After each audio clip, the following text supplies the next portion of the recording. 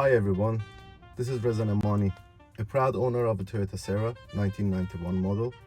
Is one of a few that left around the world, and it's been 2 years since I finished my build and upgrade on interior, exterior, and a couple of things.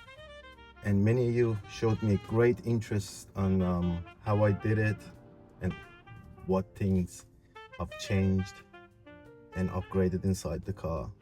So I promised you guys that I'll answer your questions in a short video. So here we are. So I'm just gonna read a couple of your questions that are like key features on the build. So the first question: what car center console? What car center console did you use? Well, Volkswagen Passat 2020 model, I think. It's been 2 years, so I don't remember correctly, but yeah, it was a 2020 model Volkswagen Passat. So what it gives me, most important of all, armrest. So I'm freaking loving it, and it gives me a lot of storage underneath here. Toyota Sera actually missing something like this.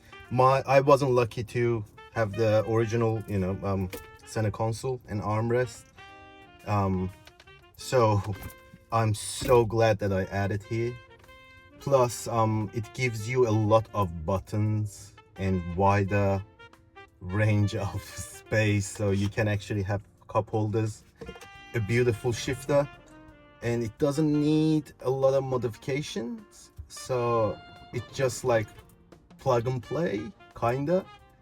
So you just put it down here, remove the original one, put this one down here. It actually screws to the original holes from the back side. For the shifter, I had to change the shifter stick, so it just sits a little bit back. So what I had to do, it needs a little bit of welding on the shifter shaft. That's not gonna take much to do. So this is it. So the second question, or I should stop counting anyway.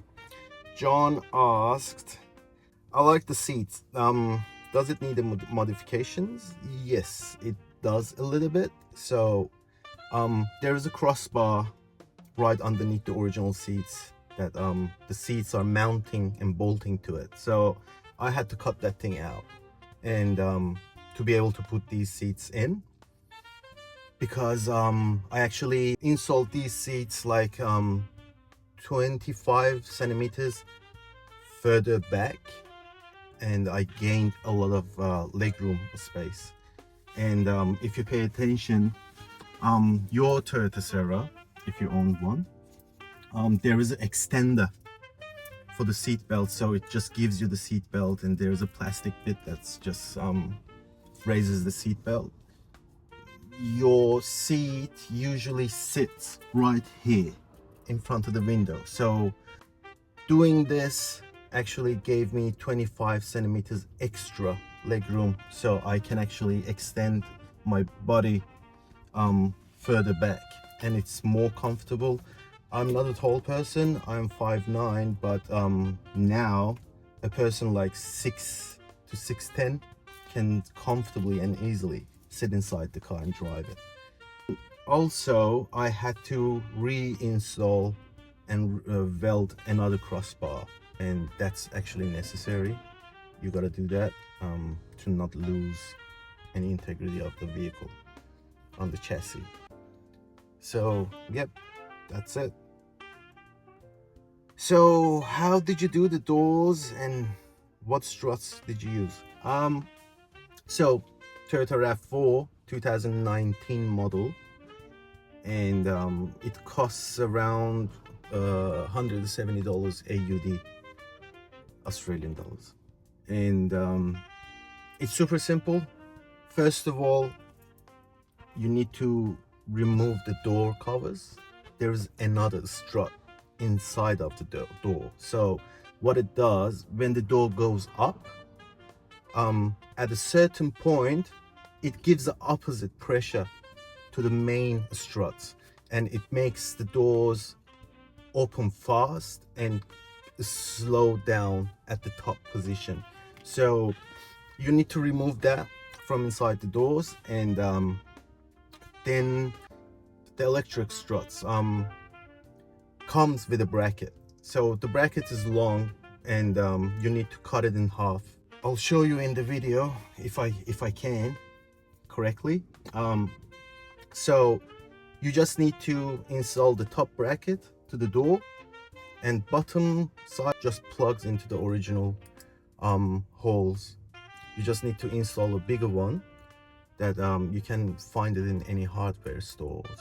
You can actually use it as normal struts because they're capable of holding the doors even without any electricity. You can just use it as a normal struts.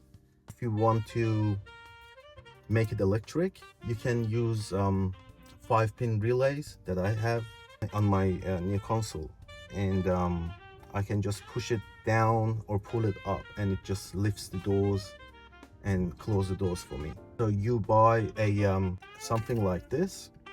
I'll actually put a link down for you guys. It's a two-way on and off relay module, and it's 12 volts. You just connect the negative and positive side of the struts to the module and wire it up to your 12-volt electric system. If you want to do it more properly, you can use Arduino. You know, it's like controller modules.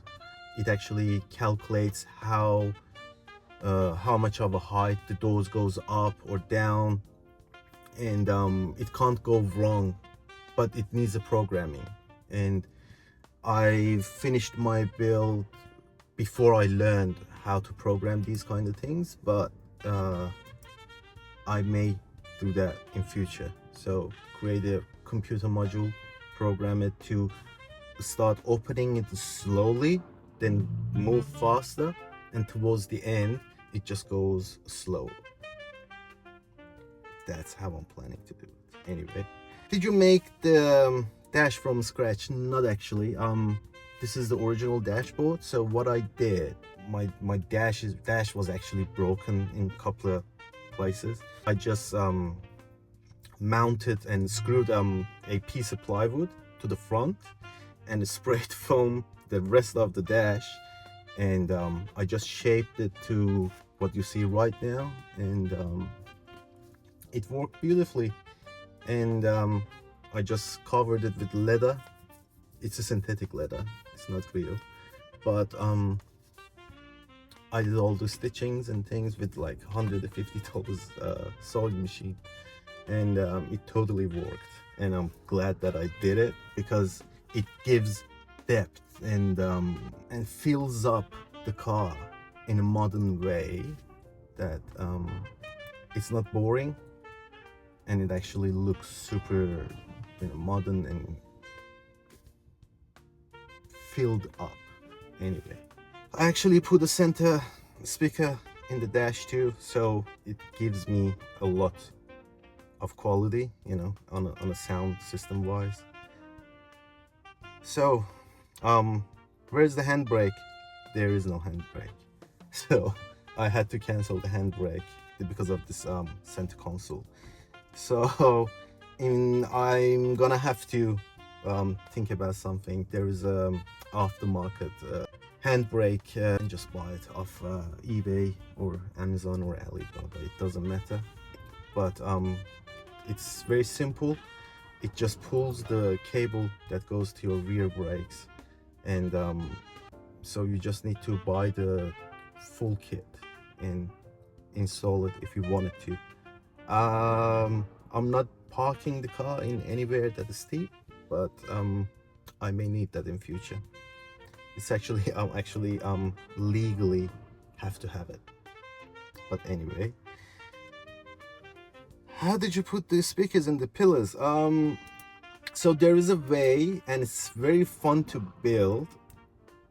So what do? You just remove the A pillars and create a ring that the speaker can sit inside the ring, and actually able to screw to it and hold that ring in a position that facing, you know, you're facing wherever.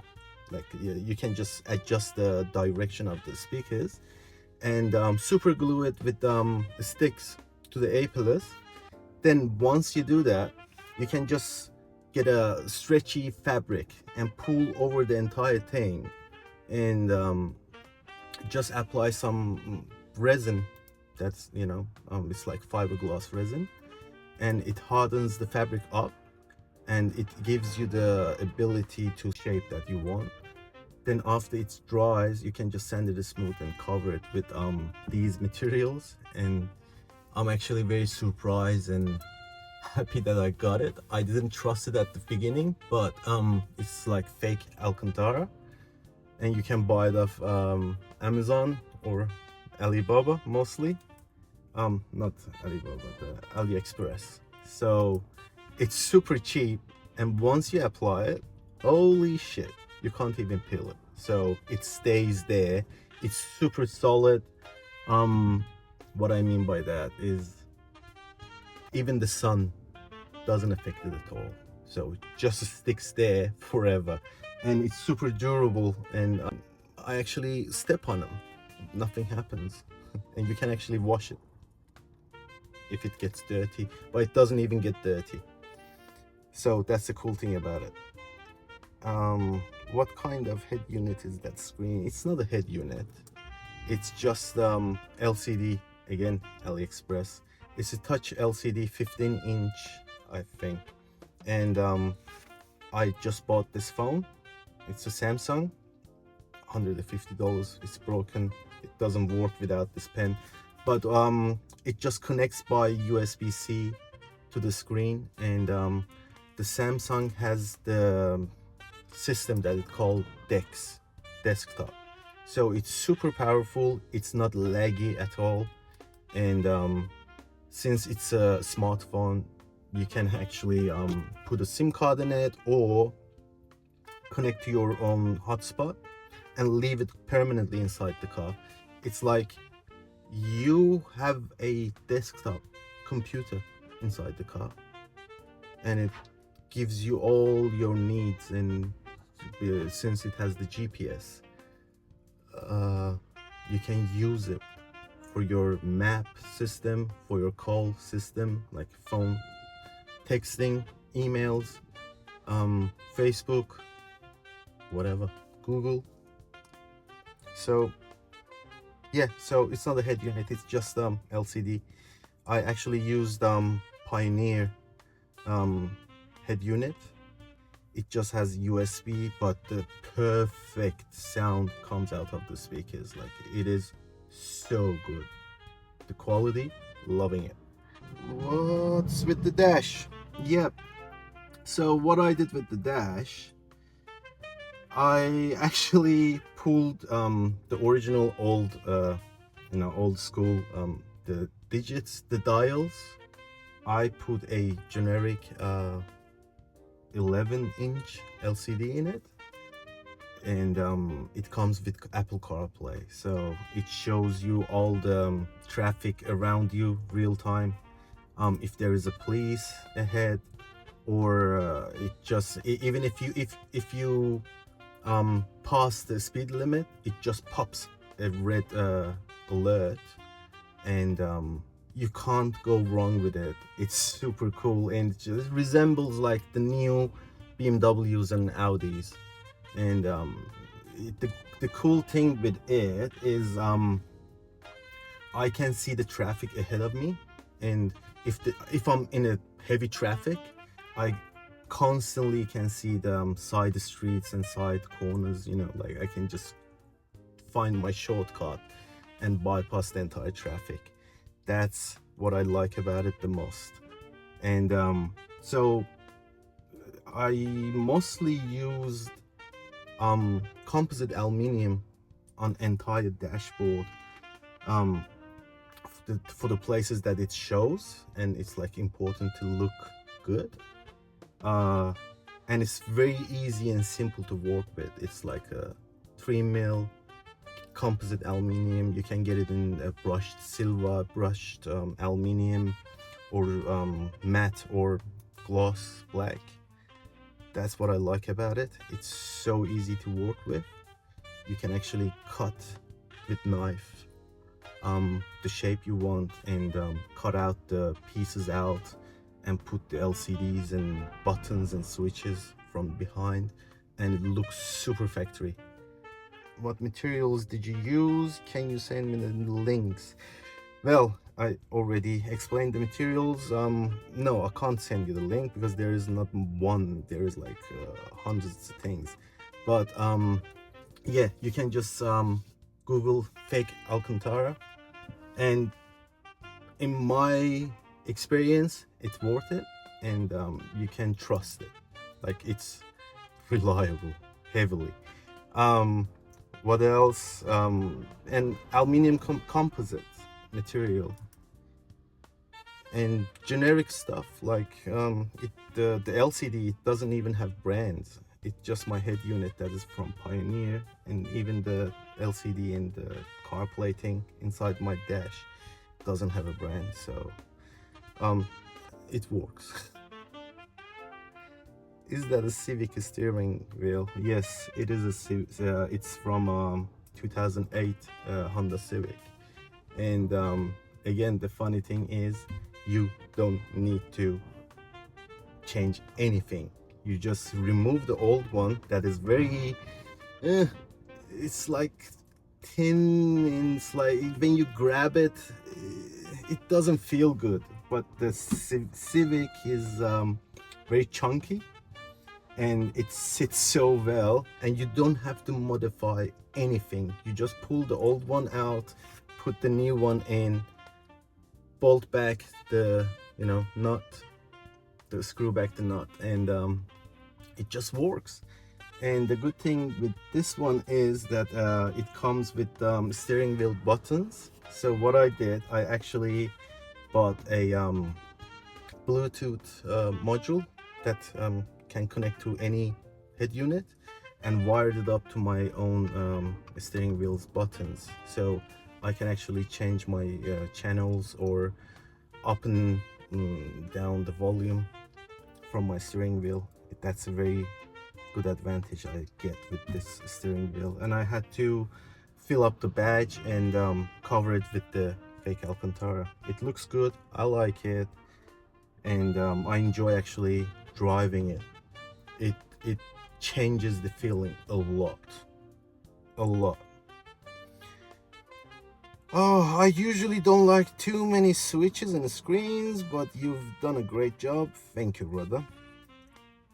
Yes, so I put these switches because in future I maybe add some hydraulic adjustable suspension, and I can use these switches for that. So currently I can turn on my head unit and sound system by one switch. The second one is like ACC, the key, it can switch it on. The second one is the engine start, and fourth one, because I actually upgraded my alternator. The original alternator was I think around 60 amp, so I upgraded actually to 110 amp from Lexus IS200, and I had to cut the actual alternator to be able to fit it there because it's massive. But I've done it. So because it's bigger, it draws a lot more power from the engine. So sometimes that I'm not using my sound system and things, and I'm not using my lights, I'm not driving in the night, and I'm just driving in a steep mountain range or something. The fourth switch is to disconnect the entire connection with the alternator and the charging system of the battery, and it gives me the power, the extra power that I need to continue for my journey. All right, you should have kept it original. Yes, I wish I kept it. I could actually. but it's not practical to chase all those little things. And I can see you guys are all struggling with the boot lid, the tiny piece. They're all broken. So many plastic covers and uh, buttons and air conditioning, you know, vents and things were broken. So I couldn't be bothered to chase those stuff.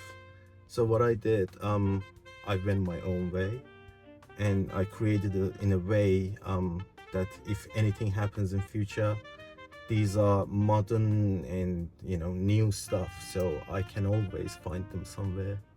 I used Mercedes air vents for my air conditioning system, and everything is super easy and you can just find it anywhere.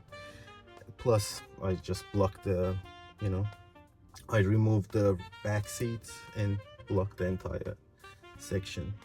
So yeah, I went to a shortcut. I hate your screens. Well, my brother, your opinion is welcome. So anyway, it doesn't matter. What kind of side mirror did you use? So my original mirrors were like brittle, cracked, and I couldn't even find them anywhere. So what I did, again, I created my own road there and welded like 10 centimeters of a pipe and bolt. I bought Ford Fiesta side wing mirrors, and I installed them straight on the door, so it gives me a wider point of view, so I can just see a lot through these mirrors, and they actually look good. I painted them to gloss black, so I'm happy. I'm super happy. Okay, is it legal to modify the interior and all those exterior lights and things? Well, I don't know, and I don't care. I just used my own common sense and common knowledge to do things, and to be honest, I live life in a basis of fuck around and find out. So yeah. Why did you cancel the rear seats? Well, if I didn't cancel it, look, when I sat inside the car the first time, okay, I felt so naked, because I know that's the essence of this car.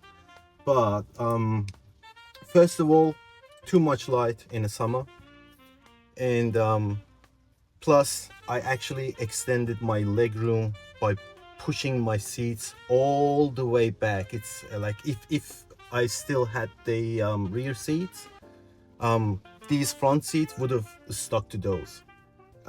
So yeah, and plus I gained two 12-inch subwoofers space back there, and just happy with it. And the experience with the driving this car is completely changed.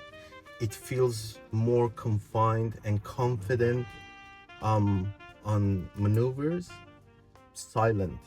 It cut off a lot of road noise coming from the wheels.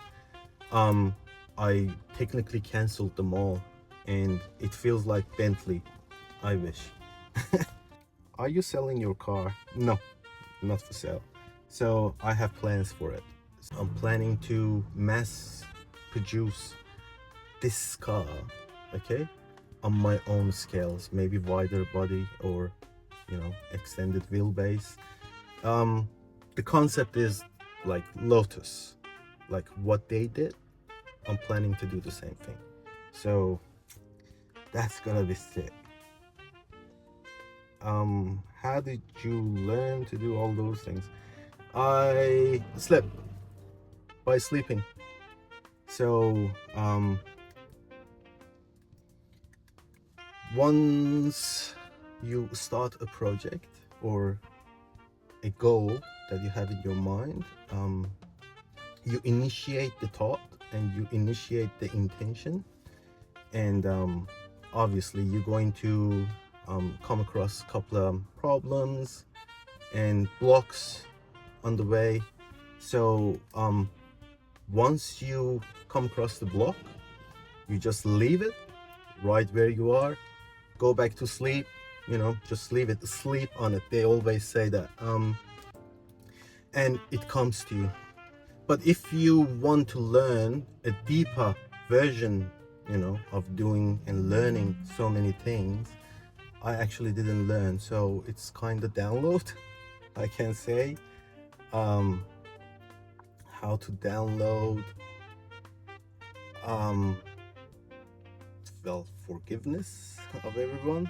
So what I learned in my 38 years of experience living on earth,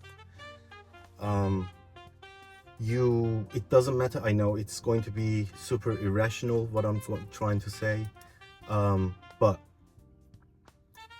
if anyone hurt you, you know, it's life, we go through it, and there's good, there's bad, comes with it. So every time and every memory that you have from your past that is not pleasant, or you got betrayed, there's ex, there is people that took advantage of you, and so many other things, yeah, technically and generally you got hurt in life.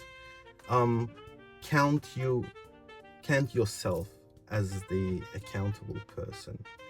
So blame it on yourself. I know it's not rational. I know it wasn't your mistake in lots of those instances. But yeah, I want you to understand it was all about you, and it was all you that made those mistakes. So you can forgive those people. And after all, because it was your fault, it doesn't matter. I know it's not rational to say such a thing, but just blame it on yourself. And after all these things, just start to forgive yourself for doing such a mistake, and like you're in fault all the time. Just train your brain that way, so magically it gives you the power to gain knowledge somehow, and stop ejecting your things in bed. And trust me, it's actually more fun, and it's going to help you a lot financial wise, generally in life. You're just going to gain a lot, and that's that. Anyway, I'm not gonna just go deeper into it, so okay, yeah, the questions are done. I don't think there's much more left, but I answered all the important ones. And enjoy the project on your own, Sera. I'll see you guys around. Peace.